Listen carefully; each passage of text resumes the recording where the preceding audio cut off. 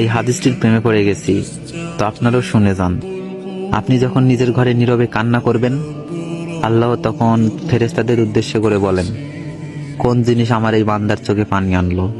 ফেরেশতাগণ বলেন, আপনার বান্দা সুখে নেই, আপনার বান্দা অনেকদিন হাসেনি। এই বলে ফেরেশতাগণ কান্না করতে থাকেন এবং আল্লাহকে বলেন, হে আমার রব, আপনি তো জানেন আপনার এই বান্দার হৃদয়ে কি রয়েছে, অতএব আপনি তার জন্য সবকিছু সহজ করে দিন। আল্লাহ বলেন, আমার এই বান্দা এমন কিছু জীবন থেকে হারিয়ে ফেলেছে যে সে অধিক ভালোবেসেছিল।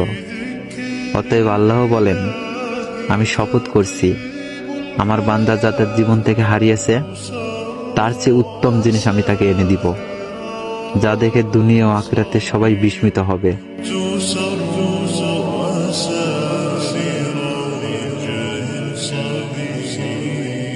سبيل الدموع سبيل